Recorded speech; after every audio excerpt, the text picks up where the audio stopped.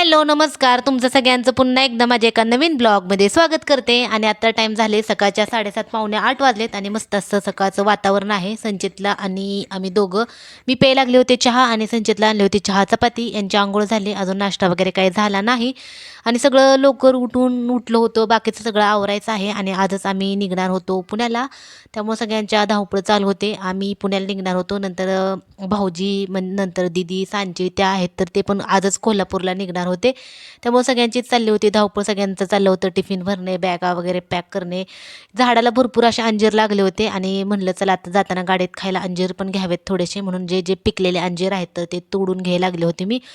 आणि भरपूर असे म्हणजे झाडाला अंजीर वगैरे भरपूर पिकतात आणि अंजीर पिकले का सगळे पक्षी आहेत तर खाऊन जातात. त्यामुळं अंजीर पिकत आले की त्यांच्यावर थोडंसं लक्ष ठेवायला लागतं. आणि झालं काय, हे अंजीर आता मी जे तोडते ना तर ते तोडलेले अंजीर पण मी सगळं बाहेरच काय केलं होतं, जिन्यावरच स्वच्छ धुतले मी अंजीर आणि जिन्यावरच ठेवले होते.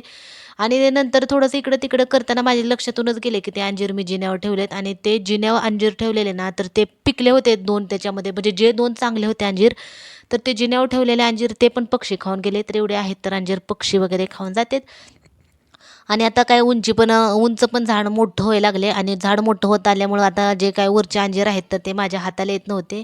त्यामुळे मी त्यांना बोलवलं आणि त्यांना म्हणलं की तुमच्या हाताला येतील अंजीर तर ते काढा आणि मी तुम्हाला पक्ष्यांनी खाल्लेले अंजीर ते पण दाखवते. एकदम छान असे गोड अंजीर आहेत, छान पण लागतात खायला, खाल्लेले पण चांगले असतात अंजीर वगैरे. सगळे आमच्यात फळांची झाडं बऱ्यापैकी आहेत. सीताफळ आहे, अंजीर आहे, नारळ, नंतर चिंच आहे, चिक्कू आहे, एवढे सगळे आहेत. पेरू पण आहे. तर जवळपास भरपूर असे फळांचे झाड आहेत. आता पेरूला पेरू नाहीत, चिक्कूला छोटेसे चिक्कू लागलेत तर ते पण मी तुम्हाला दाखवते.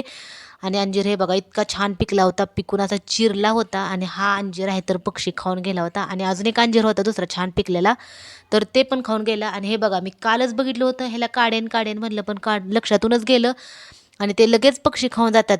पिकलं की लगेच आपलं पक्षी येतात आणि खाऊन जातात. जवळपास एक 4-5 अंजीर झाडाला होते पिकलेले आणि ते पिकलेले अंजीर सगळं पक्षी खाऊन गेले होते. आणि तुम्हाला आता मी इथे छोटंसं चिक्कूचं झाड आहे तर ह्याला कलम केलेलं आहे. तर त्या कलम केल्यामुळे चिक्कूला भरपूर असे छोटं झाड असलं तरी भरपूर चिक्कू लागतात. आता एकदम छोटे आहेत, एकदम लहान अशा चिक्कू आहेत तर ते आता मोठे होतीलच लवकर. आणि गेल्या वेळेस मी आलते तेव्हा हे मका तुम्हाला दाखवली होती. आता ह्या मक्यांना तुरा लागलाय आणि छोटी छोटी कणसं पण लागलेत. कोवळी अशी कणसं होती तर कोवळी कणसं जायच्या अगोदर म्हटलं चला खाऊन जावावी, त्यामुळं कणसांना शिजवायला पण एका साईडला कुकरमध्ये ठेवली होती. आणि दिदी आहेत तर त्या मिठामध्ये म्हणजे असं हे करायला लागलेत, आपण काय म्हणतो चाट करायला लागलेत. तर त्यांना सगळं सोलून वगैरे घेतलं. सोलून झालं की त्यांना कमी गॅसवर थोडंसं नंतर मोठ्या गॅसवर असं छान फुटेपर्यंत भाजून घ्यायचं. आणि भाजून झालं की त्याच्यामध्ये हळद हळद नाही तेल टाकायचं, थोडंसं मीठ टाकायचं आणि थोडंसं तिखट टाकायचं. तर एवढं टाकून छान भाजायचं, नंतर थोडंसं लिंबू पिळायचं, मस्त असं आपलं चाट आहे तर तयार होतं. तर घरामध्ये आहेत तर मग खायला सगळ्यांनाच आवडते मका. तर काही काहींना मका शिजवली होती, नंतर अशी भाजली पण होती. आणि जे अख्खी कणसं असतात तर सध्या पाऊस वगैरे भरपूर आहे गावाकडे, त्यामुळं चुलीवरच भाजायचं होतं. पण चूल वगैरे भिजली होती त्यामुळं गॅसवरच आहे तर भाजली कणसं आणि ज्यांना जसं आवडेल तर तसं सगळ्यांना दिलं. तर तुम्ही पण येऊ शकता मका खायला. तर जास्त होती, तवा लहान आहे त्यामुळं जी तव्यात जेवढी बसते तर तेवढी पहिल्यांदा भाजून घेतली आणि नंतर जी ताटामध्ये शिल्लक राहिलेली आहे तर तिला नंतर आहे तर भाजायची. तर मका पण आहेत तर खाल्ली नाश्त्याला वगैरे, छान असतं खाल्लेलं, सगळेच आमच्या घरात आवडते खायला. आणि बघू शकता मस्त अशी प्लेटा वगैरे तयार केलेत. आता हे सगळ्यांना खायला द्यायचं आणि मस्त असं तुम्हाला वरून दाखवते. आता सांगायचं झालं तर जवळपास एक 10-10:30 होत आलेत आणि किती छान असं वातावरण आहे. ऊन अजिबात नाही, पाऊस आहे तर इतका रात्री पाऊस पडला, भरपूर असा पाऊस झाला. आता हे जे गवत काढलेलं आहे तर ते गवत अजून त्या जे माणूस आहे तर त्यांनी टाकून दिलं नाही, ते आता उचलून टाकेल. आणि वरून पण बघू शकता किती छान असं जिकडं बघेल तिकडं हिरवळ आहे एकदम छान. आणि छान पण वाटतं, करमतं वगैरे. पण इकडची ही साईड आहे तर खरं तर आम्ही पुढची साईड केली पण इकडचीच पुढची साईड दिसते. पण इकडंच जास्त करून असतो आम्ही गाड्या वगैरे किंवा बसतो, पण इकडच्या साईडला चूल वगैरे इकडंच आहे काय चुलीवर करायचं असेल तर.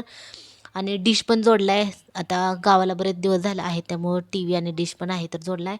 इथं बघू शकता गुलाबाचं झाड आणि छोटीशी बटरफ्लाय पण आहे. आता अगोदर आम्ही ज्यावेळेस लहान होतो ना तर त्यावेळेस असं पाऊस वगैरे पडायला लागलं की भरपूर अशी अशी हे येत होते, काय म्हणतो आपण बटरफ्लायला काय म्हणतात मला, फुलपाखरू. हां, फुलपाखरू अगोदर लहान असताना यायचे, आता येत नाही तेवढे कलरफुल, आता जास्त करून पिवळेच असतात आणि पांढरे. अगोदर एकदम छान मोठेच्या मोठे कलरफुल असायचे. आता जास्त करून दिसतच नाहीत फुलपाखरे, एकदम कमी झालेत, नाहीतर अगोदर भरपूर असे फुलपाखरं असायचे. आणि हा जो गाडी चालली ना, तर हे रद्दी भंगार काही लोखंड वगैरे असेल ना, तर अशा गाड्या गावाला फिरतेत. तुम्हाला जे काही रद्दी किंवा लोखंड वगैरे विकायचं असेल तर त्यांना बोलवायचं, असं माईक लावून स्पीकर लावूनच जात असतेत. लोखंड भंगार काय विकायचं असेल तर प्लॅस्टिक वगैरे सगळं घेऊन जातात आणि ज्यांच्याजवळ आहे तर ते देत असतात. संचितने मग अशी काही चहा चपाती केलेली खाल्लीच नव्हती, त्यामुळे त्याला मी बनवली होती मॅगीचं छोटंच पॅकेट होतं, तर त्याच्यासाठी मॅगी बनवली.